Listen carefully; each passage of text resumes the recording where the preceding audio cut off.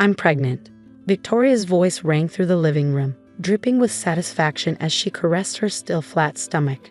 "And as your father's widow, I've decided his fortune will go to my child, my true heir." The crystal tumbler in my hand felt suddenly heavy as I watched my stepmother's lips curl into a triumphant smile. The same living room where I'd spent countless evenings with my father now felt foreign, filled with relatives who shifted uncomfortably in their seats. My name is Alexandra Morgan, and at 28, I was watching my stepmother of 3 years attempt to erase my father's legacy with a single announcement. Dad had passed away 6 months ago, and Victoria had wasted no time asserting her control over everything he built. "Alexandra," she said, my name rolling off her tongue like something distasteful. "I know this might be difficult for you to accept, but surely you understand that your father would have wanted his grandchild to inherit everything." I met her gaze steadily, though my heart was pounding. Victoria had always been good at this, twisting situations to her advantage while maintaining a veneer of reasonable concern. She perfected that act while dating my father, playing the role of caring stepmother-to-be. My father's wishes were quite clear in his will, I said carefully, setting down my glass. "The company. The will can be changed," Victoria cut in smoothly. "As his widow and the mother of his unborn child, I have certain rights. My lawyers have already begun the process." The room fell silent. I could feel my Aunt Eleanor's sympathetic gaze from across the room, could see my cousin Michael's hands tighten into fists, but no one spoke up. Victoria's influence over the family had grown steadily since my father's death, aided by her control of the purse strings. What Victoria didn't know, what I'd kept carefully hidden, was that my father had seen this coming. The night before his cancer took a turn for the worse, he called me to his study. I remember every detail, the smell of his favorite leather chair, the way the lamplight caught the silver in his hair, the intensity in his eyes as he handed me a small key. "Alexandra," he'd said, his voice weak but urgent, "there are things you need to know. Things about the company, about Victoria. The key opens a safety deposit box at First National. Whatever happens, don't let her know about it until the time is right." Now, watching Victoria hold court in my childhood home, I thought about that key safely tucked away in my apartment. I hadn't visited the safety deposit box yet. Something in my father's tone that night had told me to wait, to be patient. "Of course," Victoria continued, settling back into my father's favorite armchair like a queen on her throne. "I'll make sure you're taken care of, Alexandra. A modest monthly allowance should suffice. After all, we wouldn't want you to struggle." The condescension in her voice made my blood boil, but I kept my expression neutral. "How thoughtful of you, Victoria." She smiled, clearly mistaking my calm for resignation. "I'm glad you understand. It's what your father would have wanted, his grandchild continuing his legacy, not..." She paused, her eyes sliding over my business suit with barely concealed disdain. "Well, not someone who never quite fit into the business world." That last bar was calculated, designed to sting. Victoria had spent the last 3 years subtly undermining my position at Morgan Industries, the company my father had built from the ground up. She questioned my decisions in board meetings, spread rumors about my competence, and gradually pushed me out of key projects. But what she didn't know was that I'd been watching, learning, documenting everything. Every questionable decision, every manipulated financial report, every instance of her using company resources for personal gain. My father had taught me well, sometimes the best strategy was to let your opponent think they had the upper hand. "Well," my Aunt Eleanor finally spoke up, her voice trembling slightly. "This is certainly unexpected news." Victoria beamed, one hand still resting on her stomach. "Isn't it wonderful? A new heir for the Morgan family. Fresh blood." I stood up, smoothing down my skirt. "Congratulations, Victoria. If you'll excuse me, I have some work to attend to." "Oh, don't worry about work," Victoria said sweetly. "I'm making some changes to the company structure. You should take some time off, rest. All this stress can't be good for you." As I walked out of the house, I could feel her satisfied gaze on my back. She thought she'd won, thought she finally pushed me out of my father's legacy completely. Let her think that, I decided. Let her enjoy her moment of triumph. That evening, I sat in my apartment, turning the small key over in my hands. For 6 months, I'd honored my father's implicit request to wait. But now, watching Victoria attempt to steal not just my inheritance, but my place in the company my father had built, I knew it was time. I called my own lawyer, Marcus Chen, not the family lawyer Victoria had wrapped around her finger. "Are you sure you want to do this now?" he asked when I explained the situation. "Yes," I replied, my voice firm. "Victoria's pregnancy changes things. We need to know what's in that safety deposit box." The next morning, Marcus met me at First National Bank. The safety deposit box was smaller than I expected, but when I opened it, I understood why my father had been so insistent about keeping it secret. Inside were documents, dozens of them. Financial records, emails, photographs, all meticulously organized and annotated in my father's careful handwriting. But what caught my eye was a letter on top, addressed to me in his familiar scrawl. "My dearest Alexandra," it began, "if you're reading this, then things have probably gone exactly as I feared they would. Victoria is not who she pretends to be, and I'm sorry I didn't see it sooner." I read the letter twice, my hands shaking slightly. Then I looked up at Marcus, who had been quietly reviewing the other documents. "This is," he paused, shuffling through the papers with growing excitement. "This is incredible. Your father built a case against her. Financial fraud, embezzlement, corporate espionage. It's all here." I nodded, remembering the last time I'd seen my father alive, the knowing look in his eyes when he'd given me the key. He'd known Victoria would try to take everything, had prepared for it even as cancer was stealing his strength. "There's more," I said, pulling out another document from the bottom of the box. "Proof that she's done this before. 2 other wealthy men, both dead within years of marrying her. Both fortunes mysteriously transferred before their deaths." Marcus whistled softly. "Your father was thorough. But why didn't he expose her himself?" I thought about it, remembering how tired he'd been in those final months, how Victoria had barely left his side, monitoring every conversation, every visitor. He couldn't, I realized. She watched him too closely. This was his way of fighting back, giving me the weapons I'd need when the time came. Over the next few days, I maintained my routine, letting Victoria think she'd successfully pushed me aside. I went to work, kept my head down, and quietly began putting my father's plan into motion. Victoria, flushed with her apparent victory, grew bolder. She called a board meeting to announce her pregnancy and her plans to restructure the company leadership. I sat quietly in the back, watching her hold court at the head of the table, my father's seat.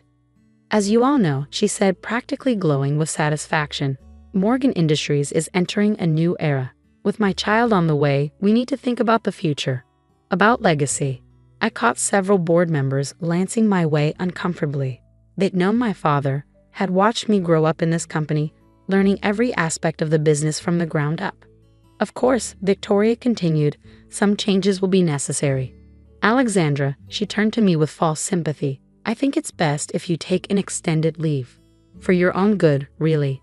I met her gaze calmly. "Whatever you think is best, Victoria." She smiled, clearly pleased by my apparent submission. But as she turned back to the board to continue outlining her plans, she didn't notice me checking my phone, confirming that everything was ready for tomorrow. That night, I could hardly sleep, thinking about what was to come. I reread my father's letter, drawing strength from his words.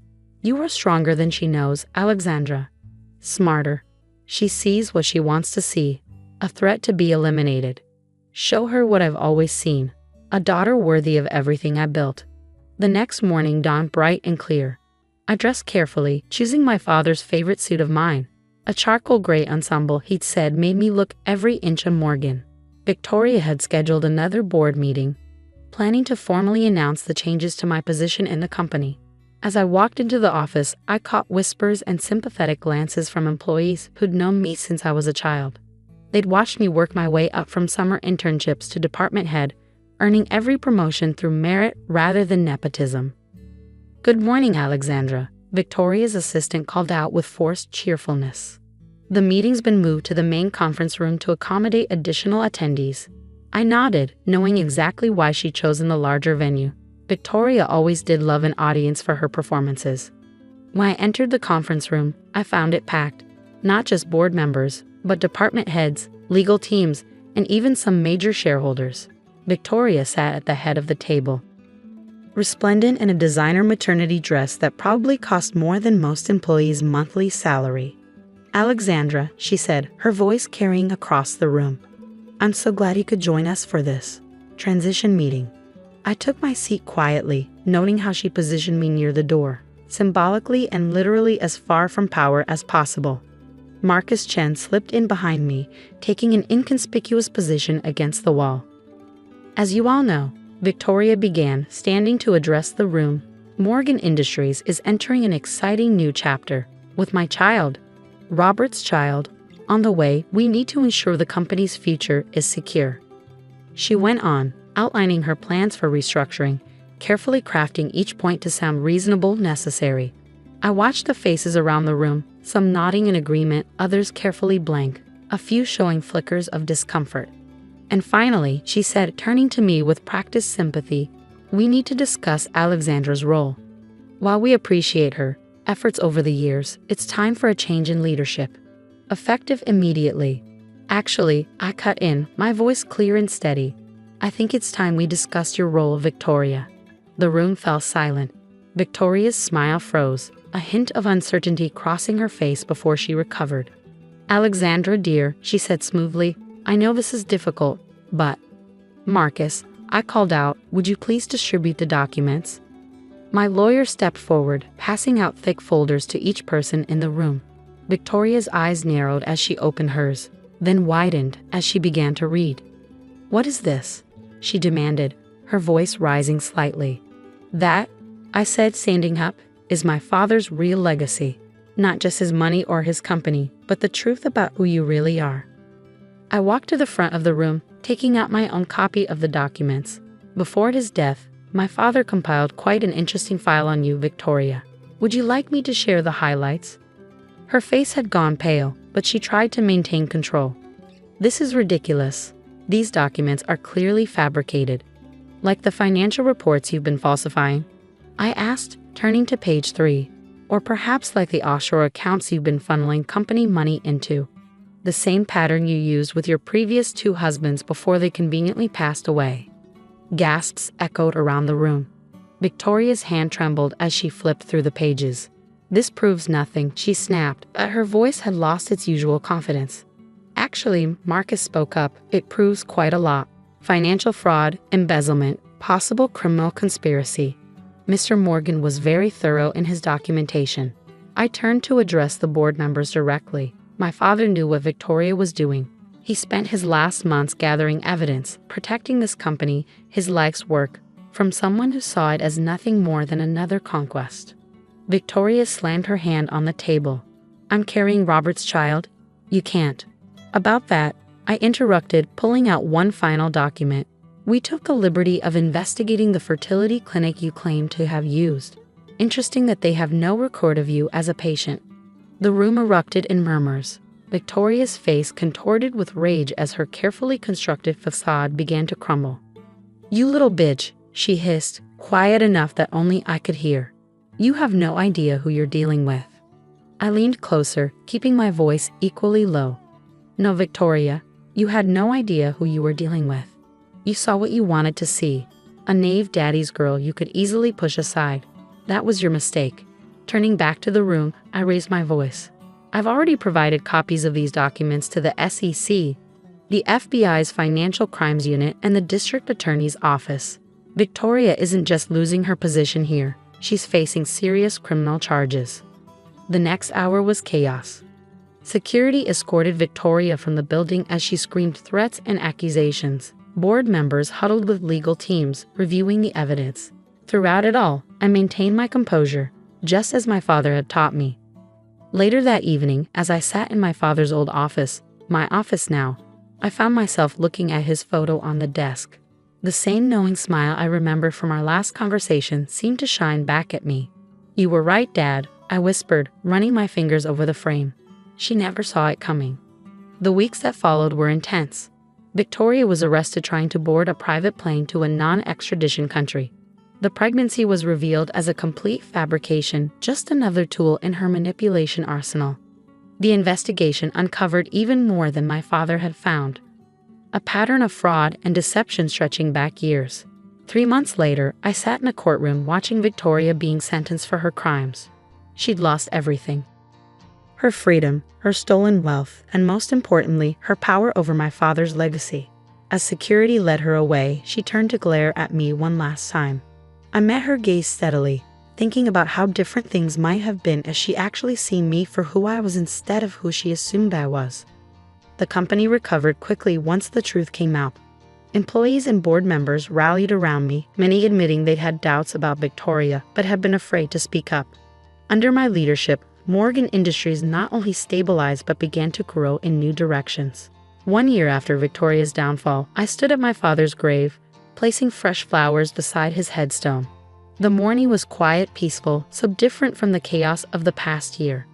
"I wish you could see it, Dad," I said softly. "The company's stronger than ever. Your legacy is secure. And I finally understand why you always told me that knowledge was more valuable than money." I touched the smooth stone, remembering all the lessons he taught me. About business, about people, about patience and timing. He'd known that Victoria would try to take everything, but he'd also known that I was strong enough to stop her. As I walked back to my car, my phone buzzed with a text from Marcus. Another of Victoria's hidden accounts had been discovered, and the recovered funds would be returned to the company. I smiled, thinking about how she underestimated not just me, but the power of a father's love and foresight. Back at the office, I settled into my chair, my father's chair, and looked out over the city skyline. A photo on my desk caught my eye. Me at age 7, sitting on my father's lap in this very office, both of us laughing at some forgotten joke. Victoria had thought his legacy was about money, about power and control. She'd never understood that his true legacy was what he'd built in me: strength, wisdom, and the patience to wait for the right moment to fight back.